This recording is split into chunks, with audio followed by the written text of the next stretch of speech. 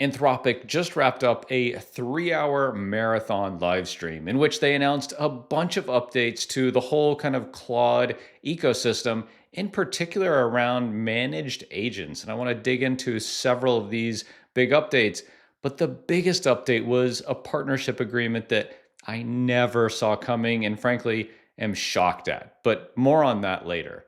The biggest update to the entire kind of Claude ecosystem was around multi-agent sessions. What this really means to me is Claude and Anthropic team are seeing the future here of agents being able to spawn sub-agents on demand when and how they feel like they need to. And so there were four major announcements here around multi-agent sessions. So first, an agent can spawn sub-agents whenever and however it wants to. And these can be used for parallel tasks. Like the common one I see parallel agents used for is like you have an application you built and you want to create light mode and dark mode. There's a bunch of things you have to update. This is often one of the places where Claude and Claude Code will automatically spawn multiple parallel subagents just because there's a lot of work that it needs to do. But also, there's specialization. So maybe you need like a security agent that you need to spawn and say, hey, go look at this one controller, this one router, the database, and really it will spawn this subagent with specific models, criteria, skills for it to do a security review really well, or a performance review, or a front-end UI review. So it can spawn specialized agents. And then it can escalate. So maybe you're running Sonnet as the base model for your main agent. It can spawn sub-agents that escalate and use Opus 4.7 as the most powerful agent. And especially when you think about getting into Mythos, this could really be something, because if it's like we expect, it's going to be a really expensive model to run. It won't be your daily driver for anything, but maybe your main agent can spawn this when it feels like it really needs to. And I'll leave a link to all these technical docs in the description below so you can give them to your Claude Code. I think one conceptual thing that we really want to key on is the concept of threads. So there's a main stream that the main agent works in, and it spawns sub-agents, and they go off and they have their own context, their own memory, their own context limit, their own models, and they will report back to the main thread with updates.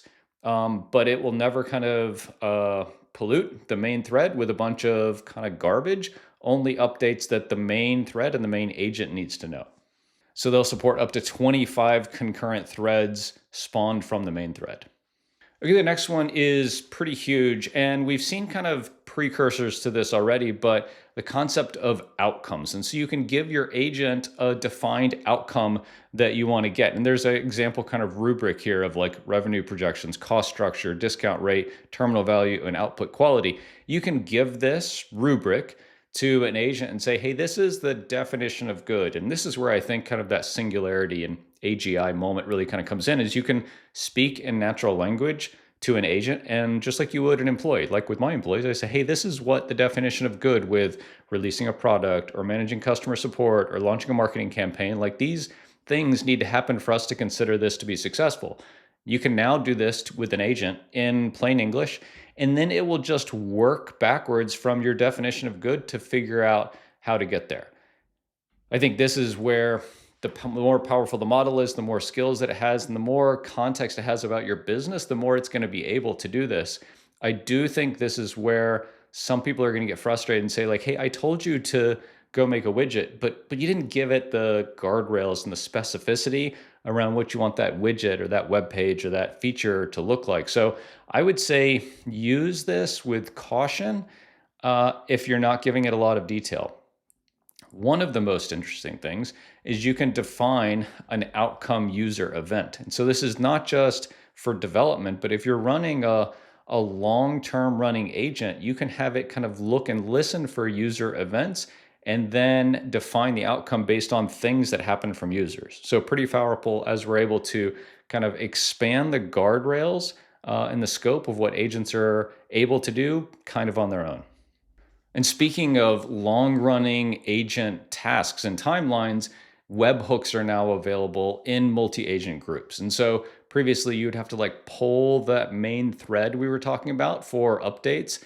Now you can subscribe to a webhook and get event notifications when something is done. And now all of the details of what happened won't be in there, just to kind of make sure you're not like polluting with like stale state or anything like that. You'll have to go get specific activity for an event, but the webhook will tell you when something is done, so you know to go fetch the specifics from that session or that thread or that subagent. So this is pretty cool if you're building and managing really long-term agents where it goes and does a thing and it might be doing that thing for minutes or hours sometimes. You don't have to keep pulling it. You can just wait for that webhook to fire to tell you that it's done, and then you can go fetch that specific information about what happened while it was gone.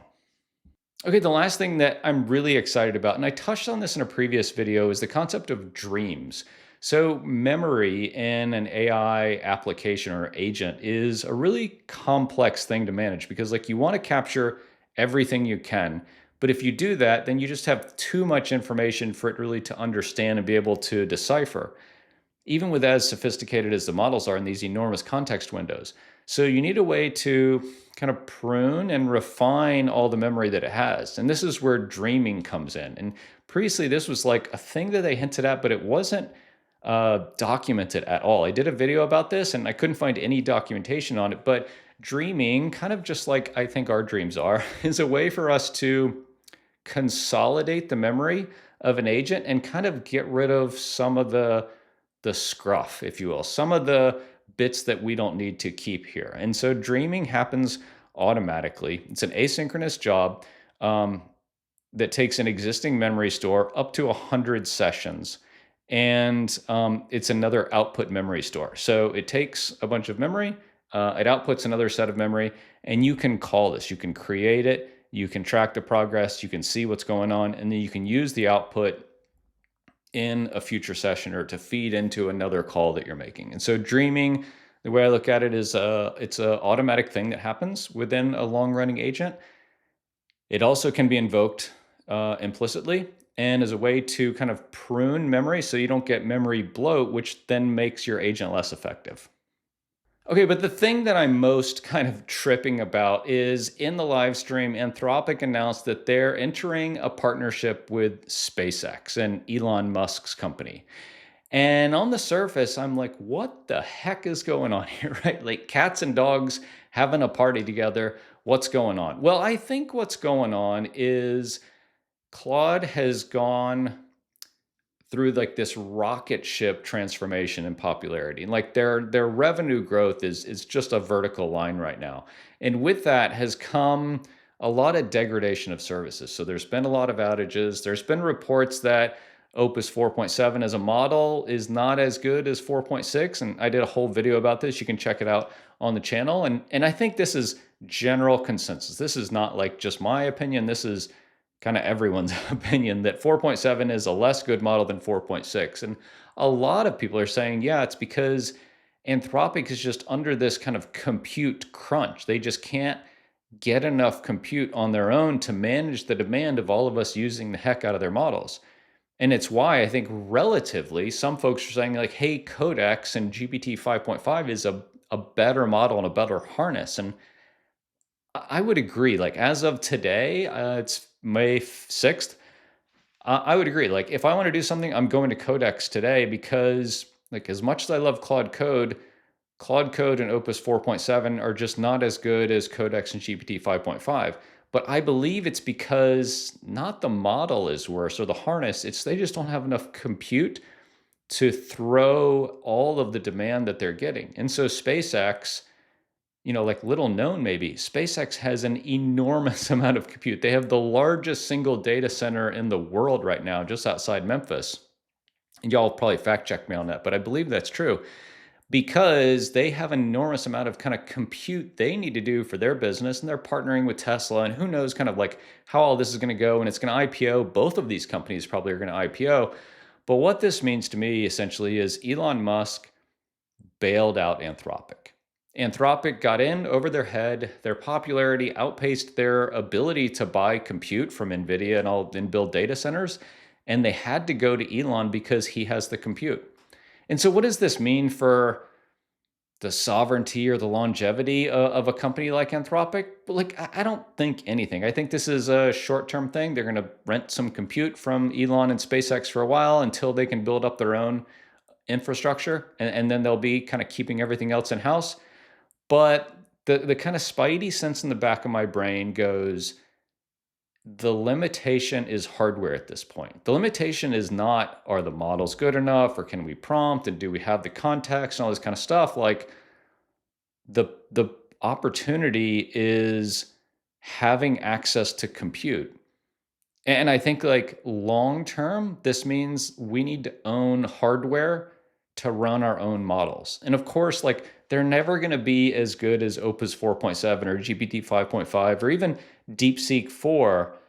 But like, I have a very expensive computer on the way from Apple right now because I feel like long term, I need to be able to run my own models for myself, my family, and my business. And even if they're 2 years old, good models, I need to be able to do that because you never know what's about to happen. The price, you've seen Anthropic jack up the price and restrict usage on all their models. And they're rolling some of that back today. So we're doubling Claude Code's 5-hour rate for Pro Max and Team plans, removing peak limit reduction, and substantially raising our API rate limits for Opus models. Like, that's all just like, they did all that stuff because they were constrained by compute. Now that they're not anymore because of the SpaceX partnership, they can open things back up. But to me, it's just a matter of time before OpenAI and Google and Anthropic stop subsidizing tokens on these plans,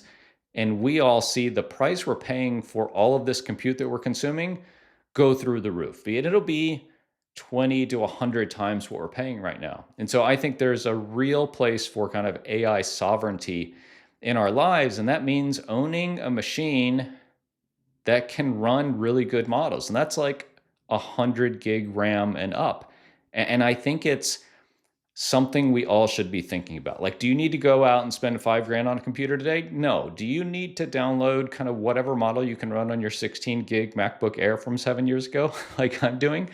Yeah. And you need to get familiar with it. So, like, the announcements from Anthropic today, interesting. I really like what they're doing with these multi-agent sessions and dreams and outcomes. The announcement with SpaceX is interesting. Elon kind of bailing them out of their compute crunch is kind of telling.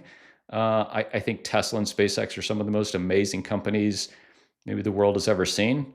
But I think the so what for all of us is, like, we need to be able to be in control of our own AI sovereignty in the future.